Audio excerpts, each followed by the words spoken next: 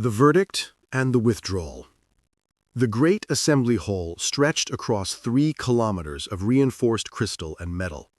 It floated in neutral space, far from any star system, a monument to cooperation between thousands of worlds. Today, that hall buzzed with tension thick enough to cut with a blade. Ambassador Chen Wei stood at the center platform. Around her, rising in curved tiers that seemed to touch the darkness of space itself, sat representatives from 2,847 different species. Some breathed oxygen, like humans. Others existed in sealed environmental suits filled with methane, ammonia, or stranger things. A few were pure energy contained in magnetic bottles. All of them were watching her. Chen Wei was 53 years old. She had served Earth for 27 years in the diplomatic corps. Her black hair was pulled back in a simple knot. She wore the standard uniform of Earth's representatives, a dark blue suit with silver trim. No weapons, no decorations. Just a small pin on her collar showing Earth's continents in white against blue enamel. The vote had just finished. The numbers glowed on every screen in the hall, visible from every angle. 2,104 votes for expulsion, 89 votes against, 654 abstentions. Humanity was being removed from interstellar society. High Chancellor Morstek rose from the central dais. He was a Valorian, tall and crystalline, his body refracting light into rainbow patterns. His voice resonated through translation devices in 17,000 languages simultaneously. "The decision is rendered," Morstek announced.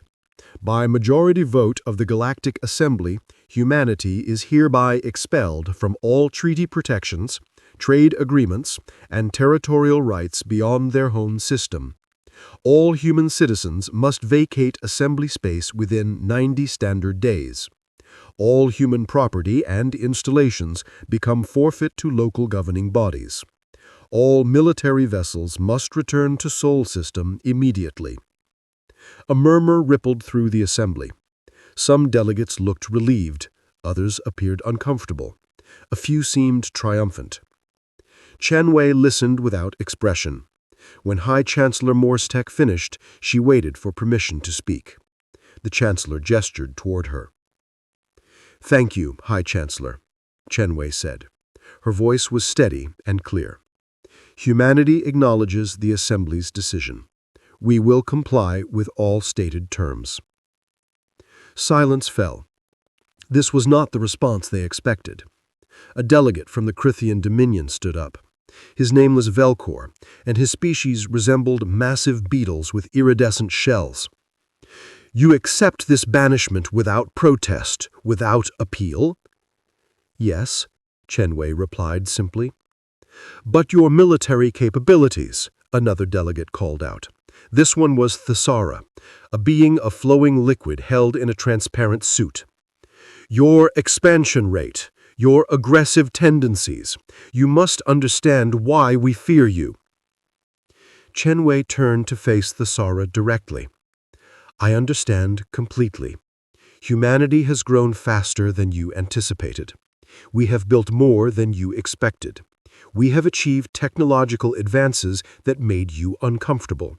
And rather than trying to understand us or work with us as equals, you chose to remove us entirely." "You speak as if we are unreasonable," Velcor said, his mandibles clicking with agitation. "No, you speak as if you are afraid. Fear makes people do many things. We understand fear very well. We have lived with it throughout our history. Fear of the dark, fear of the unknown, fear of those who are different. But we learned something important about fear." "And what is that?" Morstek asked. "That those who act from fear often discover they have more to fear from the consequences of their actions than from the thing they feared in the first place." The words hung in the air like a threat, though Chen Wei's tone remained perfectly calm and professional. A smaller delegate spoke up. Her name was Pyrrha, and she represented the Menin Collective, one of the few species that had voted against expulsion. Ambassador Chen Wei, please, can you not appeal this decision? Ask for reconsideration. My people believe this is a mistake. Chen Wei smiled at Pyrrha. It was a genuine smile, warm and sad at the same time. Thank you for your support, Representative Pyrrha. Your people have always treated humanity with respect and fairness. We will remember that. But no, we will not appeal. The Assembly has spoken. We will respect that decision. She turned to address the entire hall. Effective immediately, all human personnel will begin withdrawal from Assembly territories. All human-operated facilities will be shut down. All human-maintained systems will be transferred to local control or deactivated. We will take only what belongs to us and leave within the required time frame. That is acceptable, Morstek said, though something in his tone suggested he was still waiting for the other shoe to drop. Chen Wei bowed slightly, a gesture of respect from Earth's Asian cultures. Then she turned and walked toward the exit. Her footsteps echoed in the massive chamber. No one spoke. No one moved. They all watched the human ambassador leave. As she reached the doorway, Chen Wei pulled a small communication device from her pocket. She pressed a single button and spoke 2 words in Mandarin. Commence Protocol Exodus. The door closed behind her. In the assembly hall, delegates began talking among themselves. Some celebrated, some expressed concern. Most simply felt relief that the dangerous humans had accepted their fate so peacefully. What they did not know was that those 2 words Chen Wei had spoken had just activated a plan that humanity had been preparing for 15 years. Across the galaxy, in 347 different star systems, human personnel received the same message simultaneously. It appeared on their personal devices, on ship computers, on facility control systems. Just 2 words, but every human knew exactly what they meant.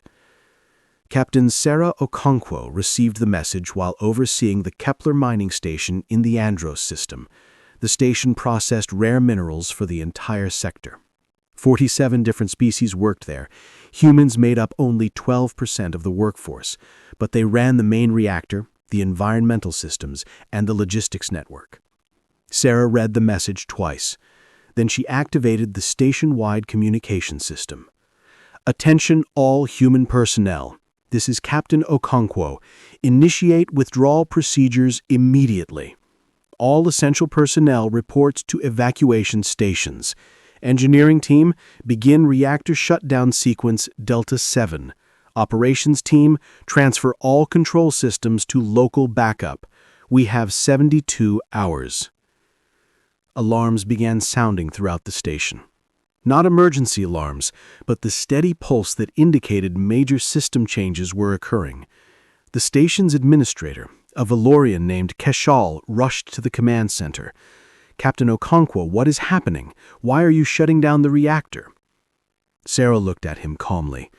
The Assembly has expelled humanity. We are leaving. The reactor is human property under the lease agreement signed 40 years ago. That agreement contains a clause stating that if the partnership is terminated, all human equipment returns to Earth. But that reactor powers the entire station. We cannot function without it. Then I suggest you begin making alternative arrangements. We will leave the reactor intact, but we are taking the control cores, the fuel processing systems, and the maintenance robots. Those are proprietary human technology. Without them, the reactor cannot operate. Keshal's crystalline body flickered with distress. This will take years to replace, months at minimum. What will we do in the meantime? That is no longer humanity's concern. You voted to expel us. These are the consequences. Similar scenes played out across the galaxy. At the Meridian Medical Complex on Thessar Prime, Dr. James O'Caro began systematically wiping all medical databases containing human research. 50 years of breakthroughs in genetic therapy, disease treatment, and surgical techniques disappeared in minutes. "You cannot do this," the Thessarian medical director cried. "People will die without access to these treatments." Dr. Okaro's face was hard. Then perhaps your government should have considered that before voting to banish the species that developed those treatments. This is our research, our discoveries, our intellectual property. We are taking it home. At the Proxima shipyards, human engineers deactivated the quantum welding systems that made modern starship construction possible. At the Betelgeuse Agricultural Station, human geneticists destroyed the modified seed stocks that had tripled crop yields across a dozen worlds. At the Centauri Research Institute, human physicists erased decades of collaborative work on faster-than-light theory.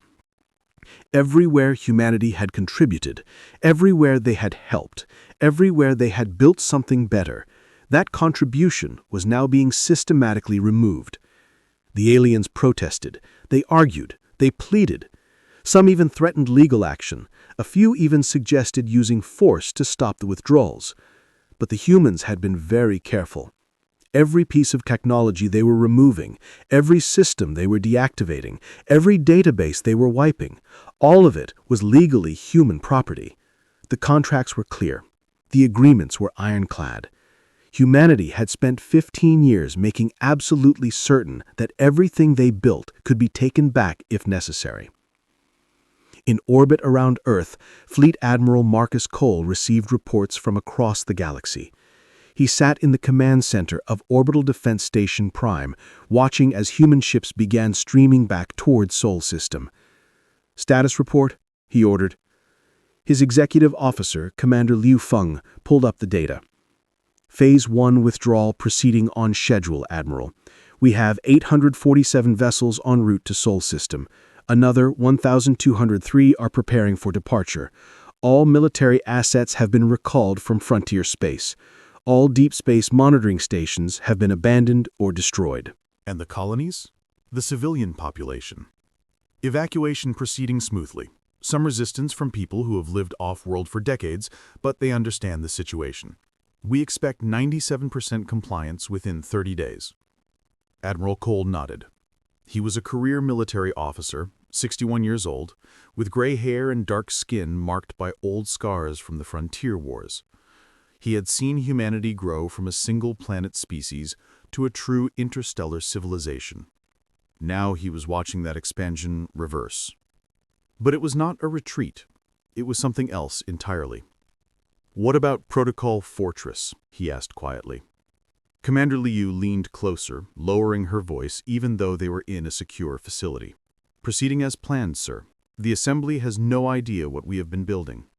Our intelligence suggests they still believe we have approximately 800 military vessels. They do not know about the reserve fleet." Admiral Cole allowed himself a small smile. "Good. Let them keep thinking that. How long until all assets are secured?" 60 days, sir. Then we seal the system." "Excellent. Inform all commands to maintain communications discipline. No unauthorized transmissions, no hints about our actual capabilities. When the Assembly finally realizes what they have done, I want it to be a complete surprise." Back in the Great Assembly Hall, 3 days had passed since the vote. Chancellor Morsetek sat in his private office, reviewing reports from across Assembly space. What he read troubled him deeply. The Andros mining station was operating at 40% capacity. The Meridian Medical Complex had suspended advanced treatments. The Proxima shipyards had shut down entirely. Agricultural yields were projected to drop by 60% in sectors that depended on human seed technology. And this was only the beginning. A message appeared on his screen. It was from Ambassador Chen Wei. "Hi, Chancellor. As humanity begins its withdrawal from assembly space, we wish to inform you of several developments you may find relevant. First, all human-maintained infrastructure will cease operation within 90 days as specified. Second, all human intellectual property has been secured and is no longer available for assembly use. Third, all diplomatic channels between Earth and the Assembly are now closed. Fourth, and most important, humanity wishes you to know that we harbor no ill will. You made a decision based on fear. We understand fear. We simply choose not to be governed by it anymore. Farewell, Chancellor. Perhaps in another century, when humanity has grown beyond your ability to threaten or contain, we will speak again as equals. Morse-Tech read the message 3 times. Something about it made his crystalline structure vibrate with an emotion he rarely felt. Dread. The price of independence. 6 months had passed since humanity withdrew from assembly space. In those 6 months, the galaxy had changed in ways the delegates never anticipated. Chancellor Morse-Tech stood before the emergency session of the Galactic Assembly. The hall was packed again, but the mood was completely different from the last gathering, where before there had been relief and celebration, now there was panic and anger. Order, Morse-Tech called out, his voice cutting through the chaos. We will have order in this chamber. The delegates reluctantly quieted down. Morse-Tech could see the fear on their faces, expressed in thousands of different ways across thousands of different biologies. Antennae drooping, colors fading, membranes trembling. They were all terrified. We are here to address the crisis that has developed following humanity's withdrawal. I have asked sector representatives to present status reports. We will begin with the Andros sector. Representative Keshal, please proceed. The Valerine administrator of the Kepler mining station stood. His normally vibrant crystalline structure looked dull and cracked. The situation is catastrophic, Chancellor. Without the human-operated reactor, our primary mining station functions at minimal capacity. We have attempted to install replacement power systems, but they cannot match the output of the human fusion reactor. Mineral production is down 87%. 17 colonies in our sector face critical shortages of building materials. 2 have already been abandoned. Murmurs of distress rippled through the assembly. The Thessar sector reports similar problems. Thessalus spoke up without waiting to be called. Our medical facilities have lost access to treatments that saved millions of lives annually. The Corinthian plague, which was eradicated 20 years ago using human genetic therapy, has returned. We have 16,000 confirmed cases and no way to treat them. Our own medical science is centuries behind what the humans achieved. Velcor, the Crithian delegate who had supported expulsion, rose to his feet. The agricultural crisis is worse. Our colonies depended on human-modified crops. Those plants do not reproduce true. Each generation reverts to original genetics with lower yields. We are facing food shortages across 47 worlds. Famine projections suggest 30 million deaths within 2 years. The chamber erupted in shouting. Delegates blamed each other. Some claimed they had warned about dependence on human technology. Others insisted no one could have predicted this outcome. Morse-Tech let them argue for several minutes before calling for order again.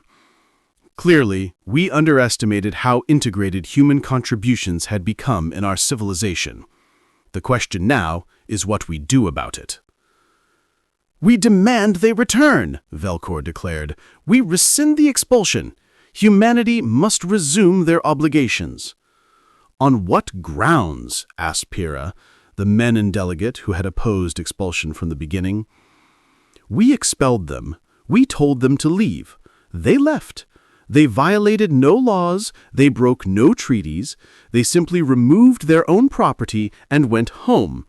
What legal basis do we have to demand anything? We have the basis of necessity, another delegate shouted. Billions of lives are at stake. Then perhaps you should have considered those lives before voting to expel the species, keeping them alive, Pyrrha replied coldly. Morse-Tech raised his hand for silence. We have attempted to contact Earth. Ambassador Chen Wei has refused all communication. The diplomatic channels remain closed. However, we have other concerns that may be even more pressing. I am now going to share classified intelligence that was recently obtained. What you are about to see must not leave this chamber. He activated the central holographic display. An image appeared showing the Sol system, humanity's home star. but it looked nothing like the Sol system in any previous records. The delegates fell silent, staring at the display. Ships. Thousands of them. They filled the space around Earth like a swarm of metallic insects. But these were not cargo vessels or civilian transports. These were warships of configurations the Assembly had never seen before. Our deep space reconnaissance probe managed to penetrate the outer Sol system before being detected and destroyed.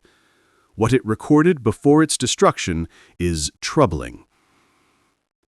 We count at least 4,000 military vessels. This is 5 times the number we believed humanity possessed. "That is impossible," Velcor said. "We monitored their ship production. We tracked their military development. How could they hide this many vessels?" "They built them in secret," answered General Thross, the Assembly's military commander. He was a massive creature, armored and scarred from centuries of warfare. "While we watched their public shipyards, they constructed hidden facilities throughout their asteroid belt, on the moons of their outer planets, even in the darkness beyond their system's edge. For at least 20 years, they have been preparing for this exact situation." The hologram zoomed in on structures orbiting Jupiter, humanity's largest planet. 6 enormous stations, each of the size of a small moon, arranged in a perfect hexagon. "We do not know what these are," General Thross continued. "Our analysis have 17 theories. Weapon platforms, shield generators, sensor arrays, possibly all 3. What we do know is that they represent technology beyond our understanding. The power signatures alone suggest capabilities that should not be possible." "You are saying humanity has surpassed us technologically," Fessera said quietly. "In some areas, yes, significantly. While we assumed they were struggling to keep pace with Assembly standards, they were actually innovating far beyond our achievements. They simply hid their advances." A Dravanian senator stood up, her scales flushed red with anger. "This proves they were always a threat. We were right to expel them. Now we must act before they become more powerful. We should send a fleet to Sol System and force them to surrender these weapons." General Thross looked at her like she was insane. "Senator, I recommend strongly against any military action toward Earth. Based on what we observed, an attack on Sol System would require mobilizing at least half of the Assembly's combined military forces. Casualties would be catastrophic, and success is far from guaranteed." "You are afraid of these humans," the Dravanian accused. "I am realistic about military capabilities. The humans have transformed their home system into a fortress. Multiple defensive layers, redundant systems, overlapping fields of fire. Any fleet that enters Sol System would be detected immediately and face coordinated resistance from thousands of platforms. And that assumes their defensive technology is comparable to ours, which evidence suggests it is not." Silence fell over the Assembly. The implications were becoming clear. They had expelled humanity out of fear that humans might become dangerous. In doing so, they had forced humanity to actually become dangerous. Pyrrha spoke into the quiet. "We created exactly the threat we feared. By isolating them, by treating them as enemies, we ensured they would prepare as if we were enemies. And now we are reaping the consequences." "What do you suggest?" Morstek asked her. "Negotiation. Apology. Offering to restore their Assembly status with full rights and protections. We tried that. Chenwei refused all contact. Then we try harder. We send a delegation to Sol System. We acknowledge our mistake. We beg if necessary." The Dravanian senator laughed bitterly. "Beg? The Assembly does not beg."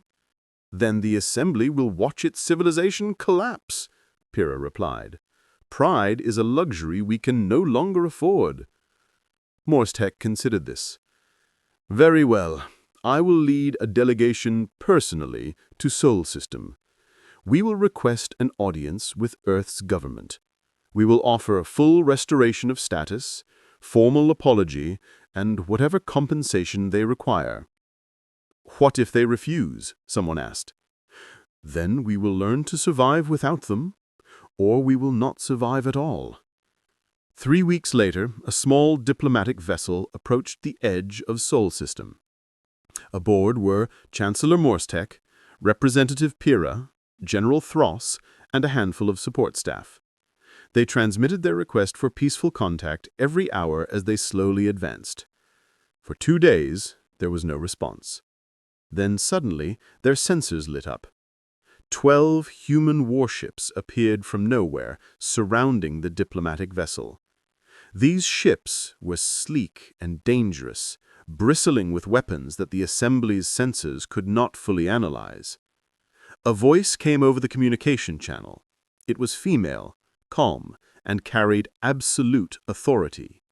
This is Admiral Sarah Okonkwo, commanding Sol Defense Fleet. You have entered quarantine space. State your purpose. Morstek stepped forward, speaking into the communication system. I am High Chancellor Morstek of the Galactic Assembly. I request an audience with Earth's government. We wish to discuss the possibility of restoring diplomatic relations. There was a long pause. Then a different voice came through the channel. It was Ambassador Chen Wei. Hello, Chancellor. I must admit, I did not expect you to come personally. That shows more courage than I anticipated. Ambassador Chen Wei, it is good to hear your voice.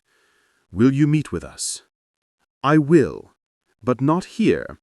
You will proceed to a designated coordinate where you will be escorted to Earth. You will come unarmed. You will submit to security screening, and you will hear what humanity has to say before making any offers or demands. Do you accept these terms? Morstek looked at his companions. General Thross nodded. Pyrrha smiled encouragingly. We accept. 3 weeks later, Morstek stood in a conference room in Geneva, England, Earth's diplomatic center. The room was simple, almost austere. One wall was transparent, showing the Alps mountains in the distance. The furniture was plain wood and metal. There were no displays of wealth or power, just functional space for conversation. Chen Wei entered with 4 other humans. Morstek recognized Admiral Okonkwo from her voice. The others were introduced as Premier Zhang Wei, Earth's elected leader, Dr. Amara Okafor, head of Earth's Science Council, and Minister David O'Brien, who apparently managed Earth's external affairs. Everyone sat. Chen Wei spoke first. Before we begin, I want to make something absolutely clear. Humanity does not hate the Assembly. We are not seeking revenge. We do not wish to conquer or punish you. What we want is much simpler, but also much more difficult for you to provide. Name it, Morstek said. If it is within our power, we will provide it. Respect, Chen Wei said. Recognition as equals. The understanding that humanity has as much right to exist, to expand, to develop our civilization as any other species. The knowledge that we will not be expelled or contained simply because we make you uncomfortable. Premier Zhang Wei leaned forward. For 60 years, we were members of the Assembly. In that time, we contributed more than almost any other species to galactic civilization. We built infrastructure. We shared medical advances. We taught and learned alongside hundreds of species. And yet we were always viewed with suspicion, always monitored, always one step away from being labeled a threat. We documented everything, Dr. Okafor added. She placed a data storage device on the table. This contains records of 1,247 separate treaty violations committed against humanity during our time in the Assembly. Illegal surveillance, unauthorized quarantines of human populations, sabotage of human research, economic restrictions that applied only to Earth. We recorded it all. The Assembly delegates looked at the device with growing horror. We did not report these violations, Shenwei continued. We did not demand justice or punishment. We simply documented them and prepared for the day when the Assembly would decide we were too dangerous to tolerate. We knew that day would come. The only question was when. So you were always planning to leave, Morse-Tech said quietly. We were always planning for the possibility, and when you expelled us, you gave us exactly what we needed: freedom from oversight, freedom from restriction, freedom to develop our civilization without asking permission from species who would never truly accept us as equals. Minister O'Brien spoke next. You want us to rejoin the Assembly. We understand that. You are facing crises that our technology could solve. But here is what you do not understand. We don't need the Assembly. Our economy is stronger than ever. Our technology advances daily without being held back by committee approval processes. Our people are happier now than they were as second-class members of your civilization. Then what do you want from us? Why agree to this meeting if you have no interest in cooperation? Premier Zhang Wei smiled. It was not a cruel smile, but it was knowing. Because eventually humanity will expand beyond Sol System. In 50 years, perhaps 100, we will have developed the resources and technology to claim other stars. When that day comes, we will encounter the Assembly again, and when we do, we want it to be as equals, not as supplicants begging for acceptance. Shenwei pulled out a document. This is what we call the Accord of Mutual Sovereignty. It establishes new terms for humanity's relationship with the Assembly, not membership, partnership. We remain independent. We develop our territory as we see fit, but we agree to trade, to share certain technologies, to maintain peace with Assembly species. In return, the Assembly formally recognizes Earth's sovereignty, drops all restrictions on human expansion, and treats us as a fellow power, not a subordinate member. She slid the document across the table to Morse-Tech. If you agree to these terms, we will help with your current crises. We will license our medical technology. We will sell you power generation systems. We will even share some of our advances in agriculture and manufacturing. But it will be trade between equals, not charity from members to the less fortunate. Morse-Tech read through the document carefully. It was comprehensive and fair, but it fundamentally changed the nature of the Assembly. It acknowledged that humanity existed outside Assembly authority. It created precedent for other species to potentially follow. This will require approval from the entire Assembly, he said finally. We know. We will give you 1 year to secure that approval. After that, the offer expires. We will expand on our own terms, and the Assembly will have no say in how or where we go. Morse-Tech looked at his fellow delegates. General Thross nodded slowly.